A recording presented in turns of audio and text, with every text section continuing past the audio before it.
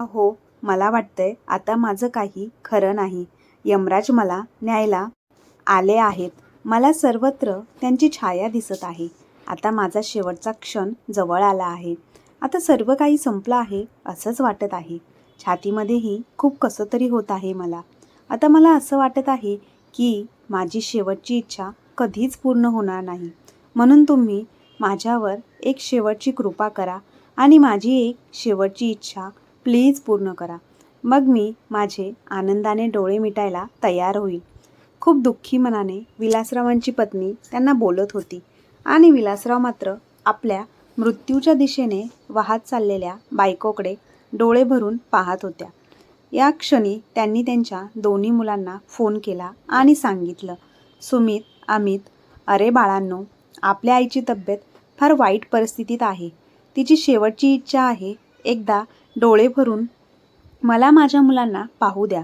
बाळांनो, तुम्ही एकदा येऊन आईला भेटा आणि तिची शेवटची इच्छा पूर्ण करा. परंतु दोन्ही मुलांनी विलासरावांना स्पष्ट शब्दामध्ये सांगितलं, बाबा, आम्हाला वेळ नाही आणि कामाचा ऑफिसमध्ये खूप लोड असतो. त्यामुळे आम्हाला गावी येणं तर शक्य नाही. त्यामुळे जे काही आहे ते तुम्ही पाहून घ्या. विलासरावांनी आपल्या दोन्ही मुलांचे उत्तर ऐकून त्यांना खूप मोठा धक्का बसला आणि त्या क्षणी त्यांनी ठरवलं की ह्या जगात मुलं असून काय फायदा. आईवडिलांना जर ते आईवडील जिवंत असताना त्यांना एकदाही डोळे भरून भेटण्यासाठी येत नसतील तर अशा मुलांना जन्म देऊन काहीच फायदा नाही. त्या क्षणी त्यांनी विचार केला आणि मुलांना धडा शिकवण्याचा निर्णय घेतला. परंतु मित्रांनो, विलासरावांची बायको गेल्यानंतर विलासरावांनी एवढा मोठा निर्णय घेतील असं त्यांच्या मुलांना कधीच वाटलं नव्हतं. परंतु मंडळी, हा निर्णय घेणे विलासरावांच्या दृष्टीने बरोबरच होतं. त्यांना असं वाटत होतं की आज मी माझ्या मुलांना धडा शिकवला नाही तर उद्या समाजामध्ये अनेक अशाच घटना घडतील आणि मुलं आईवडिलांना गृहीत धरतील आणि फक्त त्यांची प्रॉपर्टी घेण्यापुरते आईवडील गेल्यानंतर गावी येतील. सुमित ऑफिसला जाण्यासाठी घराबाहेर पडताच काही अंतरावर त्याला एक नातेवाईक भेटला. अरे सुमित, तू अजूनही इथेच आहेस? तुझ्या आईला जाऊन 5 दिवस झाले आहेत आणि तू अजूनही इथेच फिरत आहेस. नातेवाईकांकडून हे ऐकून सुमितला धक्का बसला. काका, तुम्ही काय बोलत आहात? हे ऐकून सुमितने त्याची नजर खाली घातली तर ते काका आश्चर्यचकित होऊन त्याला रागाने पाहत म्हणाले, तुला अजूनही बातमी मिळाली नाही? काका, नाही, अजूनही आम्हाला कोणतीही बातमी मिळाली नाही, असं सुमित अगदी निर्लज्जपणे म्हणाला. तेव्हा ते काका मनातल्या मनात बडबड करू लागले, ही काय विचित्र गोष्ट आहे. आईचे निधन झाले आणि मुलाला याबद्दल काहीही माहिती नाही. बडबड करत ते काका तिथून निघून गेले आणि सुमित काही क्षणासाठी स्तब्ध होऊन उभा राहिला. त्याला अजूनही विश्वास बसत नव्हता की त्याची आई या जगातून निघून गेली आहे आणि तो हेच विचार करत होता की तितक्यातच मागून कारच्या हॉर्नने आवाज आला. तो तेव्हा विचाराच्या भोवऱ्यातून बाहेर आला. त्यानंतर त्याने लगेचच त्याची बाईक चालू केली आणि अगदी उदास मनाने आपल्या घराच्या दिशेने वळाला. घरी पोचल्यानंतर त्याला अचानक असं आलेलं पाहून त्याची बायको घाबरली आणि त्याच्या हातात एक पाण्याचा ग्लास देत म्हणाली, काय झालं? तुमची तब्येत तर बरी आहे ना? तो ऑफिसवरून इतक्या लवकर परत कसं काय आलास? तेव्हा सुमित अगदी उदास मनाने म्हणाला, रचना, आई आता या जगात राहिली नाही. सुमितचा घसा सुकला होता आणि रचनासुद्धा आश्चर्यचकित होऊन म्हणाली, अरे, हे तू काय बोलत आहेस? हो, आईला जाऊन पूर्ण 5 दिवस झाले आणि आपल्याला काहीही बातमीसुद्धा मिळाली नाही. हे ऐकून रचना हादरली. हे कसं होऊ शकतं आणि हे सर्व तुला कोणी सांगितलं? तेव्हा सुमित म्हणाला, आपल्या लांबच्या नातेवाईकांमधील एक काका मला आता मगाशी ऑफिसला जाताना अचानक रस्त्यात भेटले. सर्व त्यांनीच मला सांगितले. पण सुमित, किती आश्चर्याची गोष्ट आहे ना की आईचं निधन झालं आणि आपल्याला कळवलंसुद्धा नाही, असं रचना म्हणाली. हो, तू अगदी बरोबर बोलत आहेस, असं म्हणत सुमितने अगदी जड मनाने हातात फोन घेतला आणि आपला मोठा भाऊ अमितला फोन केला आणि घडलेली सर्व घटना सांगितली. हे ऐकताच अमितसुद्धा आश्चर्यचकित झाला. अरे हो, खरंच ही तर अगदी आश्चर्याची गोष्ट आणि आपल्याला ही बातमी का सांगितली गेली नाही? की आजकाल गावातसुद्धा जागोजागी STD फोनच्या सुविधा उपलब्ध आहेत. परंतु काकाने चुकीची बातमी तर दिली नाही ना? अमितने आश्चर्यचकित होऊन म्हटलं. तेव्हा सुमित म्हणाला, नाही दादा, त्या काकांना आपल्या गावातील एका ओळखीच्या व्यक्तीनेच फोन करून ही बातमी दिली होती. कारण काकाच्या मुलाचे 5 दिवसापूर्वीच लग्न होते आणि त्यामुळे ते अंतिम संस्काराला जाऊ शकले नाही. आता ते 11व्या दिवशी कार्याला जाणार आहेत. मला तर अजूनही विश्वास बसत नाही की आईचे निधन झाले आहे आणि आपल्या दोघांना याबद्दल काही बातमीसुद्धा मिळाली नाही. अमित म्हणाला, तू गावी फोन लावून कोणाला विचार. का नाही दादा? आता कोणासोबत बोलणार आणि कोणाला विचारणार? लोक आपल्याबद्दल काय विचार करतील की आईचे निधन झाले आणि मुलांना याबद्दल कळवलंसुद्धा नाही. उलट लोक आपल्यावरच हसतील. तेव्हा अमित म्हणाला की आपल्याला कसं कळणार ही बातमी खरी आहे की नाही? ताईला फोन करून विचारलं तर सर्वजण आपल्यावरच भडकतील. हो दादा, पण आपण ताईला दुसऱ्या पद्धतीने विचारू शकतो. माझ्याकडे एक नवीन नंबर आहे जो ताईकडे नाही. असं बोलून सुमितने फोन ठेवला आणि आपली बायको रचनाला काही समजावत बहीण शिवानीला फोन लावून तिच्या हातात दिला. समोरून कोणीतरी फोन उचलला. तेव्हा रचनाने विचारले, हॅलो, मी शिवपुरीमधील तिची मैत्रीण पौर्णिमा बोलत आहे. शिवानी आहे का? मी इथेच आली होती, त्यामुळे विचार केला की तिला भेटून जावं. माझं तिच्याबरोबर बोलणं होईल का? तेव्हा समोरून कळालं की शिवानीच्या आईचे निधन झाले आहे. तेव्हा रचनाने मुद्दामून नाटक करत म्हटलं, अरे रे, कधी झालं, कसं? विचारपूस करत तिने फोन ठेवून दिला. सुमितला न सांगता सर्व काही कळालं की बातमी अगदी खरी आहे. तो डोक्याला हात मारून जागेवर बसला. पण ही बातमी त्याला का मिळाली नाही? सर्व नातेवाईकांना ही बातमी मिळाली असेल, पण फक्त त्यांना सांगितले गेले नाही. 5व्या दिवशी सर्व नातेवाईक आले असतील, पण आम्हा दोघांना तिथे उपस्थित नसलेले पाहून सर्वांना किती वाईट वाटलं असेल. स्वतःला अपमानित होताना पाहून सुमितने स्वतःची मान खाली घातली आणि त्याने अमितला फोन करून सांगितलं, बातमी अगदी खरी आहे. आणि नंतर स्वतःसुद्धा गावी जाण्यासाठी तयारी करू लागला. 2 तासानंतर ट्रेन होती. प्रवास 8 तासांचा होता. सुमित संपूर्ण वाटेत या द्विधा मनस्थितीत होता. मग अस्वस्थपणे सीटवर कुशी बदलणाऱ्या रचनाकडे चेहरा करत आपली भीती व्यक्त केली. हे मला खोलवरचे षडयंत्र वाटते. सुमित, हे कसले षडयंत्र आहे? तू हे काय बोलत आहेस हे कळत नाहीये. सुमितने तिच्याकडे पाहत विचारले. तेव्हा रचना निर्लज्जपणे म्हणाली, अरे, आईचे दागिने हडप करण्यासाठी केलेला कट आहे. अरे, गोष्ट अगदी सरळ आहे. जर सगळे लवकर पोचले असते तर आईचे दागिने आम्हा दोन्ही सुनांमध्ये वाटून दिले असते. पण आम्ही पोचलो नाही, म्हणून तुझ्या बहिणीने ते स्वतःच्या ताब्यात घेतले असावे. असं म्हणत रचनाचा चेहरा रागाने भरला. पण सुमितने तिला उत्तर दिले नाही आणि मान खाली घालून विचाराच्या भोवऱ्यात बुडत राहिला. दुसऱ्या दिवशी सकाळी 10 वाजता दोघेही गावात पोचले. तेव्हा वडील बाहेर ड्रॉइंग रूमच्या एका कोपऱ्यात दुःखी आणि निराश होऊन बसले होते. नातेवाईकही समोर दुःखी होऊन बसले होते. रिक्षातून उतरल्यानंतर सुमितने सुटकेस बाजूला ठेवली आणि वडिलांच्या मांडीवर तोंड लपवून मोठमोठ्याने रडायला लागला. हे सर्व कसं घडलं बाबा? आम्हाला बातमीही मिळाली नाही. मुलाचे ऐकून वडिलांनी काहीच उत्तर दिले नाही. भिंतीवर डोके ठेवून ते डोळे मिटून आणि दुःखी होऊन शांतपणे बसले होते. त्यांच्या सुरकुतलेल्या चेहऱ्यावर वेदनेच्या असंख्य रेषा स्पष्ट दिसत होत्या. दुसरीकडे रचना रिक्षातून उतरली आणि आतल्या खोलीत गेली आणि तिच्या रडण्याने संपूर्ण घर गुंजू लागलं. तिने तिची नणंद शिवानीला मिठी मारली आणि खूप रडू लागली.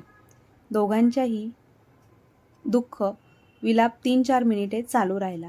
मग वडिलांच्या कुशीतून डोके वर काढत सुमितने रडणाऱ्या आवाजात तक्रार केली, आजकाल खूप पर्याय आहेत बाबा.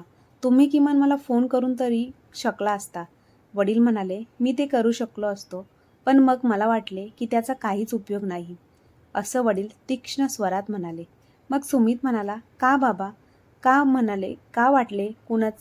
कुणाचंच ठाऊक नाही तुम्हाला यावेळी सुट्टी मिळू शकते की नाही. वडिलांकडून हे ऐकून सुमितला वाटले की वडिलांनी त्याला भर सभेत लाथ मारली आहे. तो अडखळू लागला आणि म्हणाला, तुम्ही असे कसे विचार केलात बाबा?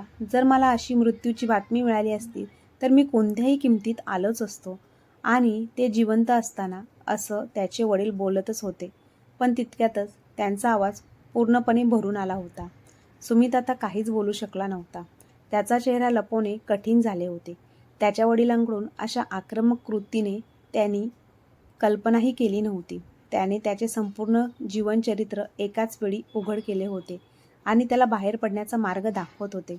तिथे बसलेले सर्व नातेवाईक त्यांच्या ओठांवरचे हास्य दाबवण्याचा प्रयत्न करत होते आणि त्यांच्या मनात सुमितच्या अवस्थेची मजा घेत होते.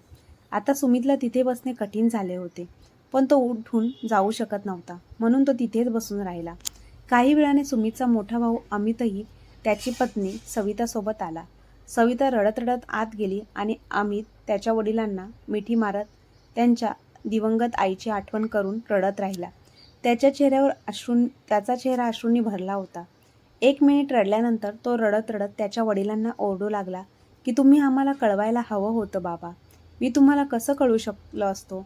त्यांच्या संभाषणात अवैधता आणत वडिलांनी आपली असहाय्यता व्यक्त केली आणि म्हणाले, मी एकटाच त्या वृद्ध व्यक्तीची अंत्यसंस्काराची व्यवस्था करू की तुम्हाला फोन करत राहू?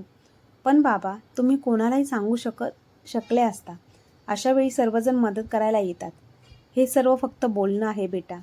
एक दीर्घ श्वास घेत वडील प्रश्नार्थक नजरेने म्हणाले, आजच्या काळात लोकांना स्वतःच्या लोकांसाठी वेळ मिळत नाही. मग अनोळखी लोकांची काळजी कोण घेतं? वडिलांचे बोलणे ऐकून अमित गोंधळला. त्याला समजत नव्हते की वडील खरंच जगाबद्दल तक्रार करत होते की मुलांबद्दल. धक्का बसून तो त्यांच्या चेहऱ्याकडे पाहत राहिला. त्याचे वडील विलासराव तोंड फिरून बाहेरच्या रस्त्याकडे पाहू लागले. अमितला तिथे बसणे आता कठीण झाले होते. त्याला नातेवाईकांच्या चेहऱ्यावरील भाव आधीच जाणवले होते. हे पाहून ते सर्व त्यांच्या लपलेल्या उपासात हास्याने त्यांची स्थिती एन्जॉय करत होते. हे पाहून अमितला खूप राग आला. तो मनातल्या मनात म्हणाला, विचार करत होता की त्याच्या वडिलांना विचारावं की आईच्या निधनानंतर तुम्ही या सर्व नातेवाईकांना फोन केला असेल. तुम्ही आम्हालाही अशा प्रकारे फोन करू शकला असता. पण त्याने विचार केला आणि त्याला ही गोष्ट त्याच्या वडिलांना विचारण्याची हिंमतच झाली नाही. त्याला तिथे गुदमारल्यासारखे वाटू लागले होते.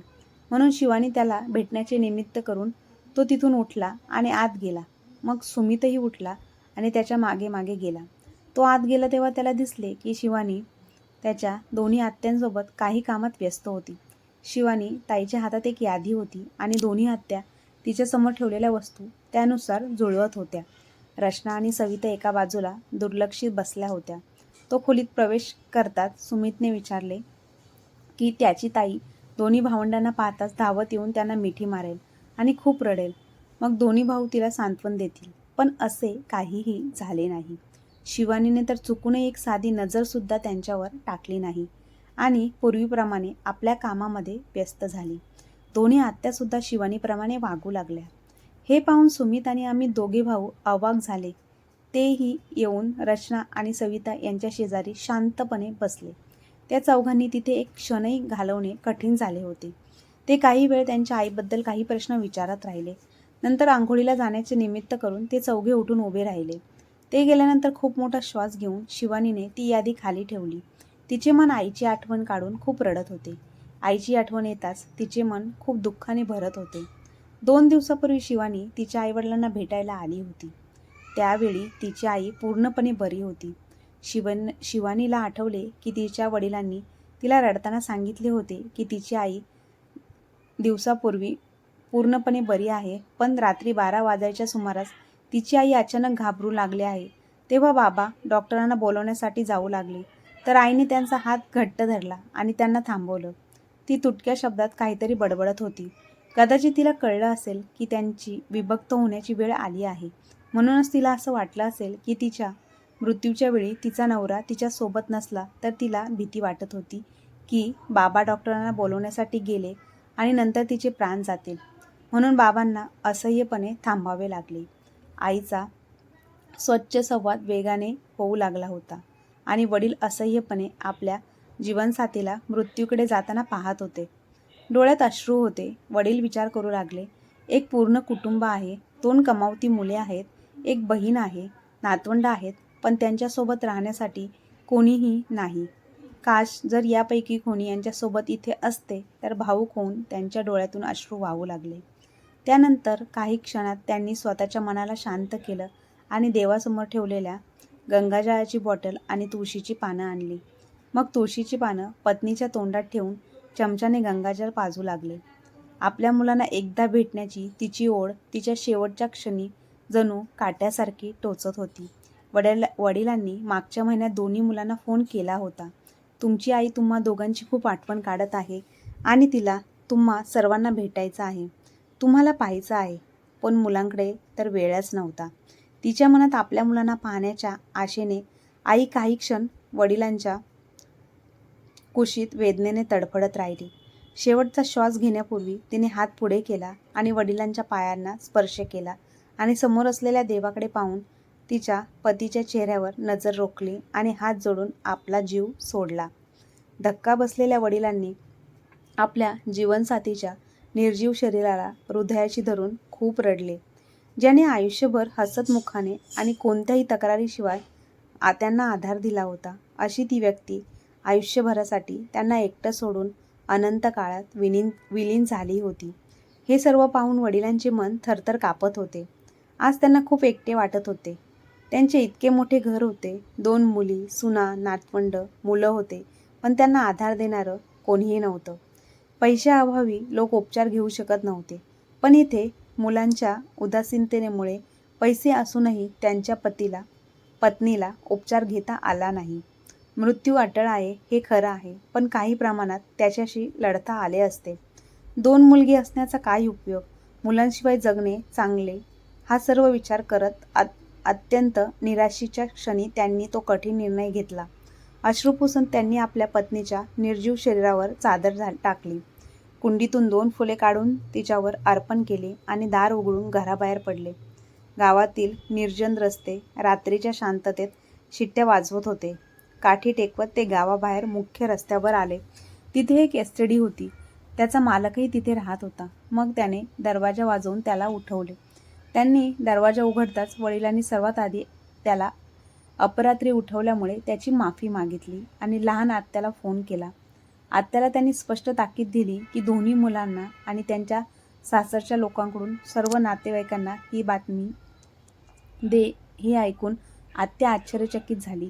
काय करावे आणि काय करू नये हे तिला कळत नव्हते, पण वडिलांनी शपथ तिला दिल्यामुळे तिला तिचे तोंड बंद ठेवावे लागले. फोन केल्यानंतर बाबा जेव्हा घरी परतले तेव्हा संपूर्ण घर खायला उठले. लहान आत्या जवळच्या गावात राहत होती. अर्ध्या तासातच आत्याचा नवरा बाईकवरती तिला घेऊन आला आणि ते दोघे येताच बाबा खूप रडू लागले. वडिलांचे दुःख नियंत्रणाबाहेर गेले आणि ते लहान मुलासारखे रडू लागले. वंदना, मी एकटा पडलो ग. आत्या आणि तिचा नवरा त्यांना धीर आधार देत राहिले. 2 तासानंतर शिवानी देखील तिच्या पत्नी आणि मुलांसह आली. काही वेळाने मोठी आत्या देखील मामासोबत आले. घरात एकच गोंधळ उडाला. वडिलांना धीर देत सर्वांनी त्यांना समजावले की अहो दादा, 2 मुलं असताना सुद्धा आईला इतर कोणीतरी अग्नी देणे योग्य दिसते का? त्यांचे म्हणणे ऐकून बाबा म्हणाले की त्यांनी जिवंतपणे तिची चिता पेटवली आहे. मग तिच्या मृत्यूनंतर चिता पेटवणारा इतर कोणी असला तर काय फरक पडतो? असे स्पष्ट शब्दात उत्तर दिले आणि नकार दिला. सकाळी 8 वाजता त्यांच्या हट्टीपणामुळे सर्वांना झुकावे लागले आणि सकाळी 8 वाजेपर्यंत इतर नातेवाईकही आले आणि 10 वाजता आईची अंतिम यात्रा सुरू झाली आणि तिला शेवटचा अग्नी बाबांनी स्वतःच दिला. अगं काय झालं शिवानी? तू तुझ्या भावंडांचा विचार करत आहेस का? लहान आत्याचा आवाज ऐकताच शिवानी पुन्हा वर्तमानात आली. हो आत्या, बघ बाबांनी त्यावेळी किती फोन केले होते, पण दोन्ही भावांना यायला वेळ नव्हता आणि आज ते तक्रार करत आहे की तू आम्हाला का सांगितलं नाहीस. अगं पण जेव्हा त्यांना सांगितलं होतं तेव्हा कोण भेटायला आलं होतं? दोघांना भेटण्यासाठी आईचे डोळे आसुसलेले होते. असं म्हणत शिवानीचा गळा भरून आला. इथे आईची आठवण काढत सुमित आणि अमितने मोठा श्वास घेतला. संध्याकाळ झाली होती. भटजी गुरु पुराण वाचायला आले होते. कुटुंबातील सदस्य आणि नातेवाईक आले होते आणि ड्रॉइंग रूममध्ये आणि आतील खोलीत बसले होते सुमित एका कोपऱ्यात आणि खाली मान घालून बसला. त्यांचं मन अत्यंत अस्वस्थ झालं होतं. त्यांच्या मनात शेकडो विचारांचे वादळ चालू होते. त्यांच्या वडिलांचा फक्त एका निर्णयाने त्याच्या आणि भावाच्या अस्तित्वाच्या आम्हीच्या एक एक कण उडून दिला. दोन्ही मुलांना नातेवाईकांमध्ये तोंड दाखवण्यासारखे ठेवले नव्हते. सर्व नातेवाईकांना कळाले होते की वडिलांनी स्वतः दोन्ही मुलांना आणि त्यांच्या सासरच्या लोकांना ही बातमी देण्यासाठी नकार दिला होता. हे सर्व काही कळालं होतं की एक कमजोर असहाय्य म्हाताऱ्या व्यक्तीने असा वेगळा निर्णय का घेतला असेल. या सर्व गोष्टींचा विचार करत दोन्ही भावंडांची मान लाजेने खाली गेली होती. त्यांच्यासमोर आणखी एक समस्या होती. 3 दिवसांनी आईच्या 12व्याच्या दिवशी सर्व नातेवाईकांना पुन्हा एकत्र येणार होते. ते सर्वांचा सामना कसा करतील असा विचार करून दोन्ही भाऊ मरत होते.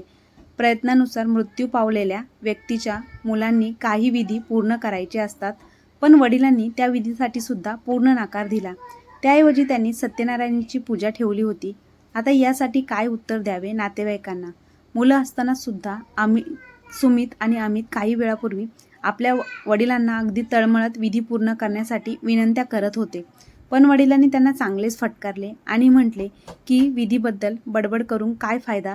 खरं तर हा मान त्यालाच दिला जातो ज्याने जिवंतपणे सेवा केली आहे.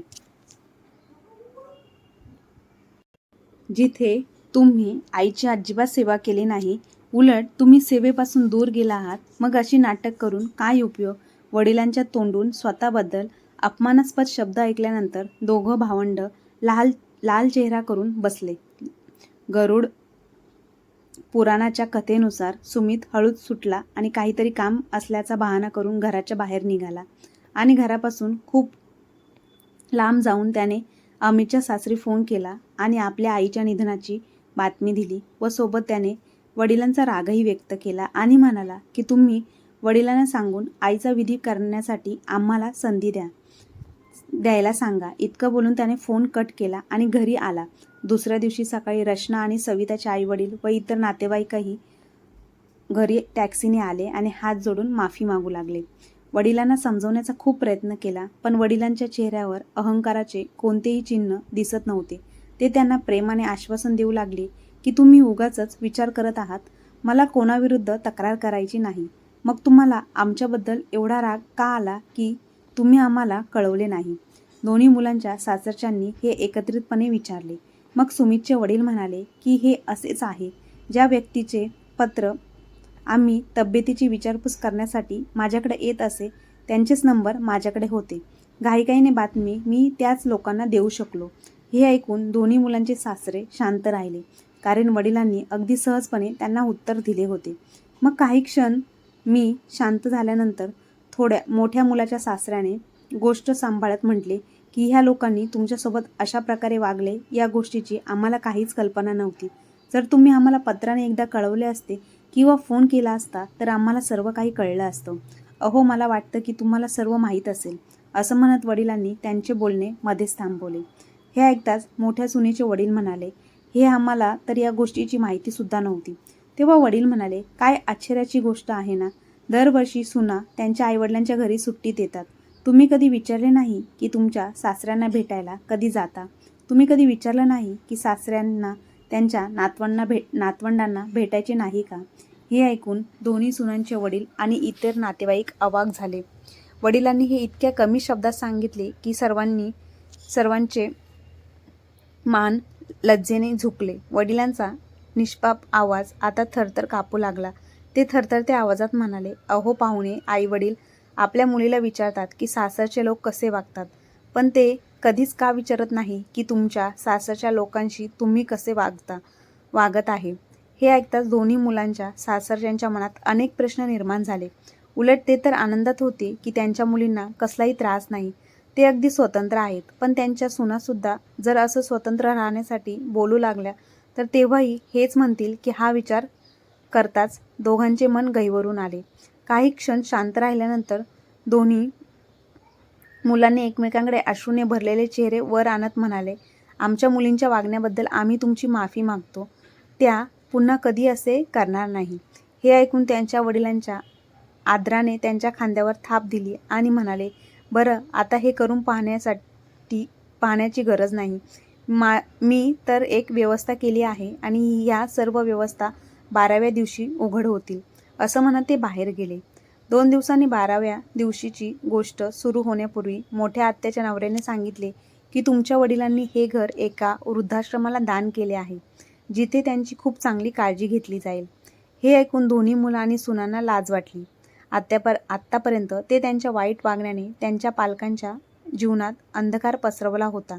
त्यांच्या चेहऱ्यावर सुंदर चेहऱ्याची काजळी पसरली होती. आता त्यांच्याकडे पश्चातापाशिवाय दुसरं काही उरलेलं नव्हतं. दोन्ही भाऊ डोक्यावर हात लावून बसले होते आणि विचार करत होते की जर त्यांच्या आईला आजारी असताना भेटायला आलो असतो तर घर आणि मालमत्ता गेली नसती. पण आता पश्चाताप करून काय उपयोग? जेव्हा पक्षी सर्व पीक खाऊन गेले तर आता शेताकडे पाहून काय उपयोग? तर मित्रांनो, आईवडील गावी असले म्हणून त्यांच्याकडे दुर्लक्ष करून उपयोग नाही. ते जे काही करतात ते आपल्या मुलांसाठीच करत असतात. जेव्हा आपण एकमेकांसाठी वेळ काढणार तेव्हाच आपली नाती एकत्र राहणार. कितीही व्यस्त जीवनशैली असली तरी आपल्या लोकांसाठी आपण थोडा का होईना वेळ काढायलाच पाहिजे. ज्या आईवडिलांनी तुम्हाला घडवण्यासाठी त्यांचं पूर्ण आयुष्य व्यतीत केलं त्या आईवडिलांना कधीच विसरू नका. तर मित्रांनो, तुम्हाला आपली आजची कथा कशी वाटली कमेंट बॉक्समध्ये नक्की कळवा. आणि आजची कथा आवडली असेल तर आपल्या चॅनलला लाईक, शेअर, सबस्क्राईब नक्की करा. आणि अशाच नवनवीन कथा ऐकण्यासाठी बेल आयकॉनवर क्लिक करायला विसरू नका. धन्यवाद.